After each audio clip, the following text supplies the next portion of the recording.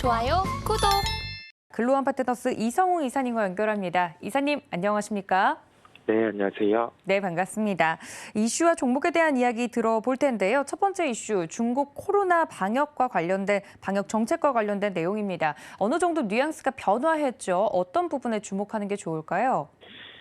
어제 우리나라 시장 흐름 안에서 반영이 되었던 게 중국 정부에서 코로나와 관련된 정책이 톤이 많이 낮아질 것으로 예상이 되었고, 그와 관련해서 중국과 관련된 업종의 반등이 강했어요. 우리가 대표적으로 실적이 뒷받침되는 군이거나 아니면 아예 실적이 빠져 있는 군에서 강하게 주가가 반등이 나오는 모습을 볼 수 있었고, 구체적으로 카지노라든지 화장품 업종의 주가의 강세가 나타났습니다. 그런데 두 업종 같은 경우는 좀 차이를 두면서 우리가 접근을 해야 될 게, 카지노는 저번 분기부터 이전에 1분기부터 실제 데이터가 턴을 하고 있는 걸 우리가 확인을 할 수 있었고요. 다만 화장품 같은 경우는 분기 실적 같은 경우가 턴이 나타나지 않은 상황이고, 기존의 중국과 관련된 시장 점유율 같은 경우가 이제 빠져 있어요. 그렇다 보니 좀 학습 효과로 인한 반등 정도로 생각을 하시면 되겠습니다. 즉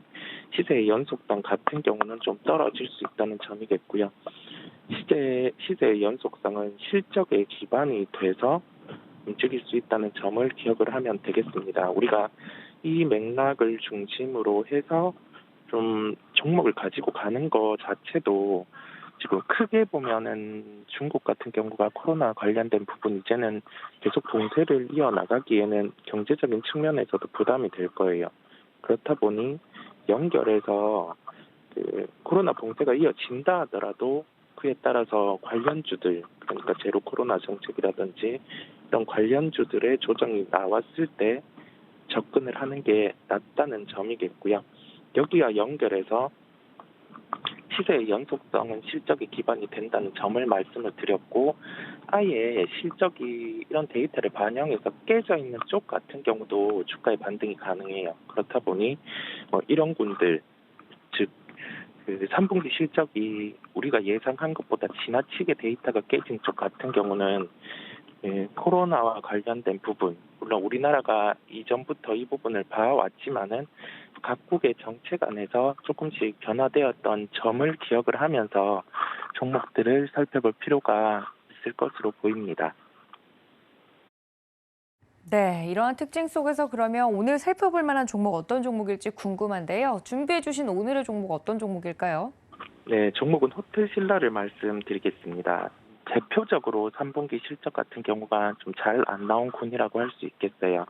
우리가 면세에 대한 데이터가 턴을 못하다 보니까 3분기 실적은 아주 예상치보다 좀 하회하는 실적을 발표한 걸 우리가 데이터로도 볼 수가 있었고, 여기에서 알 수 있는 점은 면세 데이터 같은 경우가 이제 회복되는 시점이 되면 주가 상승 탄력도도 강화가 될 수 있는 그러한 연결고리를 생각을 해볼 필요가 있겠습니다.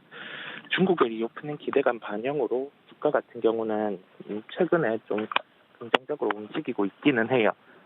네, 그 움직이고 있는 상황 안에서 우리가 중국 리오프닝 기대감이 반영되는 구간임을 생각을 해야 되겠습니다. 가격의 변화 같은 경우는 이미 이런 점을 반영하고 주가의 움직임이 나타나고 있어요. 즉 중국 리오프닝 기대감이 반영이 되고 있다는 점이고요. 이런 점을 종합해 봤을 때 적극적인 추격으로 가기보다는 가격대를 정한 접근이 필요하다는 결론이겠고요. 가격 접근은 71,500원대 접근 가능하다는 결론입니다.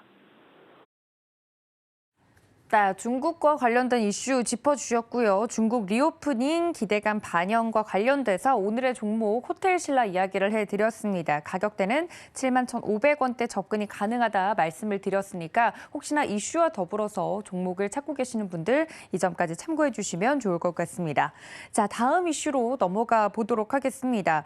시장을 좀 주도하는 업종이 부재한 시장입니다. 좀 개별적인 종목 위주로 움직이고 있기 때문에 어떤 쪽을 봐야 될지 개인 투자자분들이 요즘 고민이 많으실 것 같아요. 업종에 대한 접근 방법 알려주시겠다고요?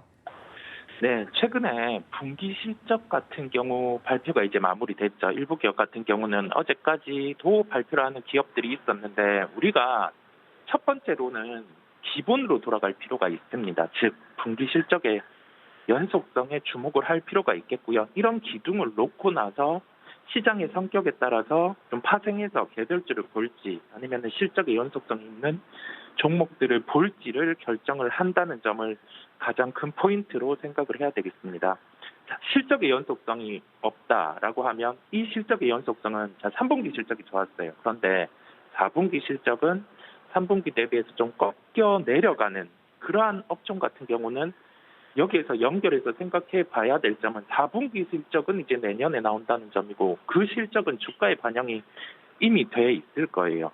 그러면 내년에 대한 기대감을 체크를 해볼 필요가 있습니다. 실적의 톤이 올해 대비해서 내년에 20% 정도 이상 성장이 나오는데 이 부분과 관련해서 실제 증설에 대한 가동이 올라오는지 아니면 제품에 대한 믹스 개선이 나타나는지 그러한 포인트를 체크해 볼 필요가 있겠고요.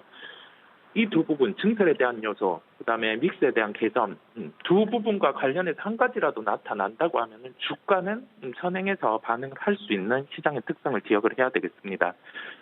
결론은 주가가 현재 주가 상황 안에서 지금 주가가 변동이 나와 있을 거예요. 그 변동 안에서 주가가 상승할 만한 촉매가 존재하는지, 이 촉매는 일정이 있는지, 터무니없는 일정 말고 정부 정책이라든지 아니면 각 기업, 대기업의 발표가 있는 경우가 있는지 아니면 빠져 있는 주가 안에서 더 이상 나빠질 게 없는 부분, 그 나빠지는 요인을 제거할 만한 요인이 있는지 그러한 점을 살펴볼 필요가 있다는 점을 강조를 드립니다. 네, 그렇다면 준비해 주신 두 번째 특징적인 종목은 어떤 종목일까요?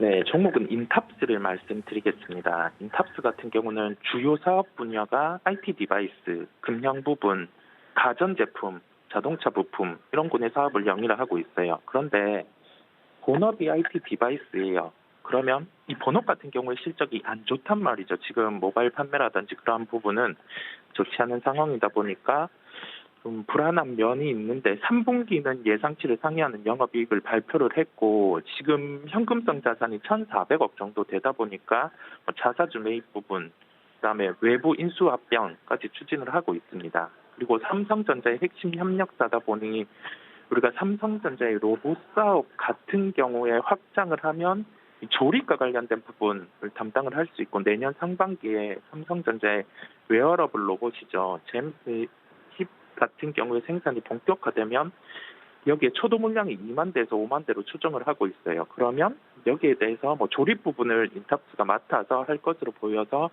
현재는 본업이 실적이 안 나오다 보니까 좀 주가 같은 경우는 로봇주가 움직임에도 불구하고 탄력적이지는 않아요. 그런데 삼성의 제임스 힙이 본격적인 생산이 된다고 하면 그때 주가 같은 경우는 한 단계 레벨업이 될 것이 명확합니다. 우리가 이 점을 생각을 하고 가격대 같은 경우는 현재 주가가 한 차례 또 조정이 나와 있어요. 그런 점 감안하더라도 좀 여유를 가진 단가의 접근이라고 말씀을 드릴 수 있겠고 28,800원대에 접근 가능하다는 결론입니다. 좋아요, 구독!